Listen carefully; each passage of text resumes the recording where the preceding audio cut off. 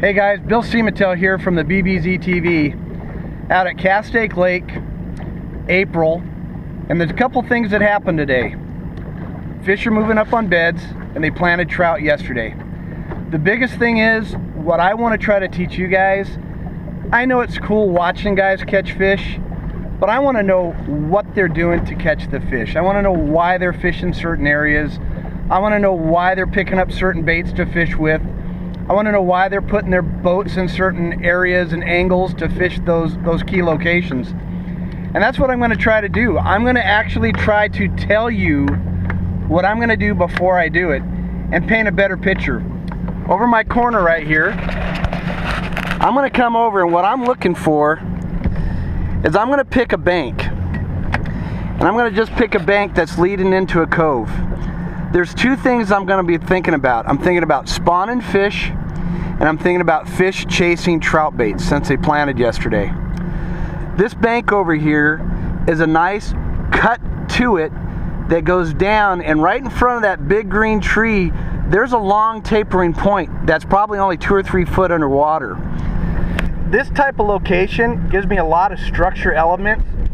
I got sharp bluff walls against the bank there. I have a long tapering point. I have brush in the water. So I'm thinking about spawning fish, and I'm thinking about fish that are going after trout baits. Now the biggest thing for trout bait fish, the closer you can get to a bluff wall, when you look at the color seams and you see that dark color and it's right up against stuff, that's where the trout are gonna run. The other thing I'm looking at is brush in the water. I know the fish are getting ready to spawn. We're gonna move over here, we're gonna pick up a swim bait. We're gonna use it not only as a search bait, but we're using it to target fish that are eating trout right now.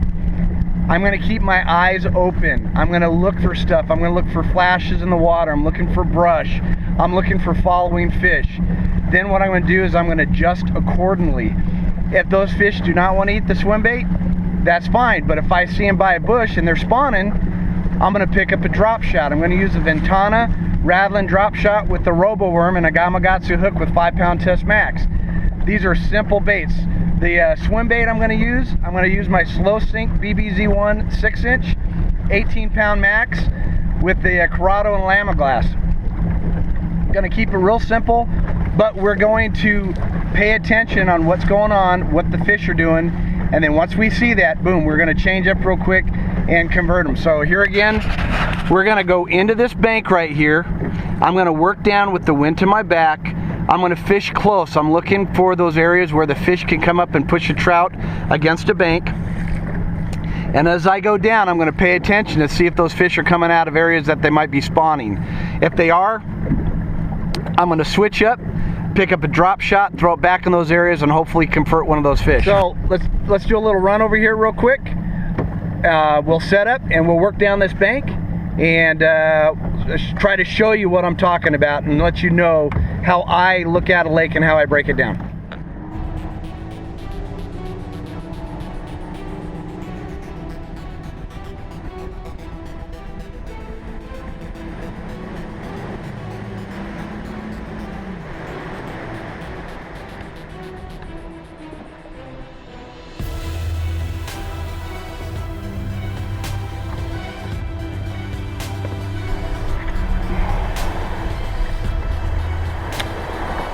Now I'm going to try to work this bait in a position where those trout are going to run right across the seam of this bank, and that's going to be easy for these bass to come up and push it, and it's an easy meal for them.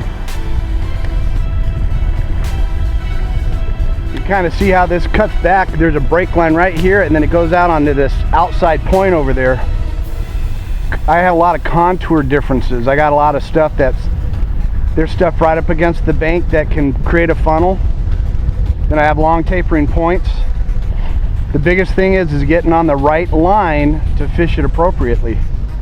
This is laying out perfect. That little cut right there between those two sticks and that bank, that is a sharp little drop off right there, and that's where you'd say, okay, that's a high percentage area to lay this bait into and have a shot at catching a fish right when it gets up into that little pocket there. Okay, this would be a little a little bowl that they could pin the trout into. So this is another high percentage area. And what I'm going to do is I'm just going to keep my boat and hug it into this shoreline. And then I'll turn my nose around out here and then fish that ridge out, that point out. So you got a couple things here. You got this ridge so that the fish can eat all against it. They can eat over the top of it, and they can eat from the backside this way. So really take your time and try to figure out what side of that ridge they're on, where they're eating at. Sometimes it only takes one cast to figure out the puzzle. We just lay the pieces in line and you got it. Before I finish out that ridge, that inside pocket over on that side, that's the funnel. So it's all about getting the hit first and then getting the fish in. And this is the best angle for this spot right here, fishing on that other side. There is a big fish right at the base of that thing. I just saw it flare down there. I saw the side do this. There he is. He's on it. He just came up and looked at it.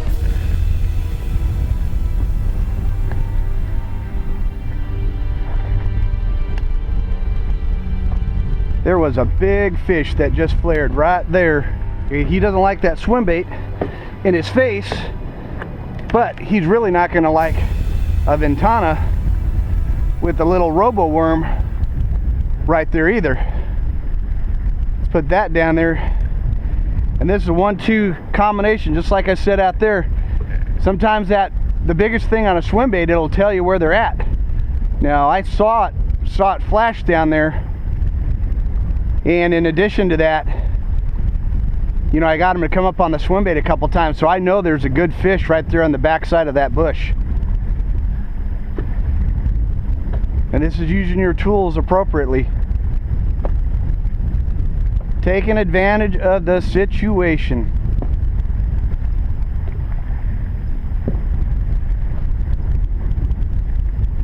Shake, shake, shake, shake, rattle, rattle, rattle, rattle. Make that guy upset. There we go. Make him upset. Make that guy upset. What do we got going? They did not like that rattle in his face, man. 5-pound test max, back reel, take your time. We called that out there. Come down, have some swim bait fish look at it. If we see something with that, we turn around and drop back a drop shot on them. Nice.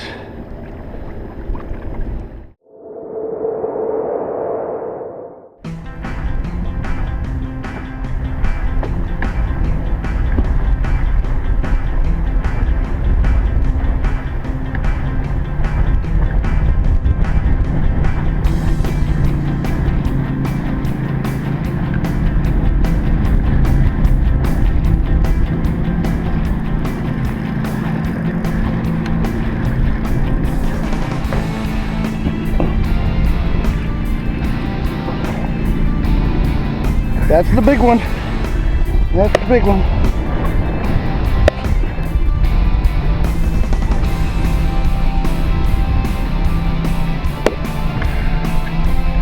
Let's see if I can. That's coming back and taking advantage of it. That's playing it right.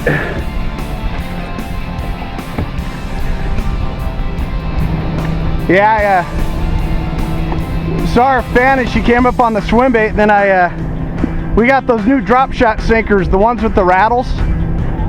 Man, they do not like it. They do not like it at all, man. I threw back there, shook it about 10 times, and she just crushed it.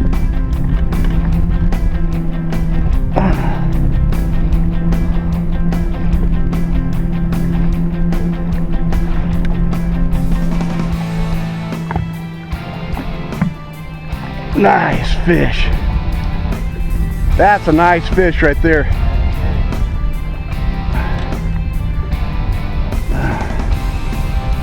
Ventana.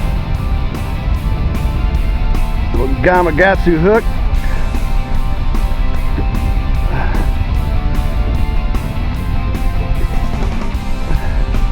Is that? Oh, I grew up doing that. Now that's a great fish right there. Yeah, that new little rattling Ventana sinker, man, they are just, it's deadly.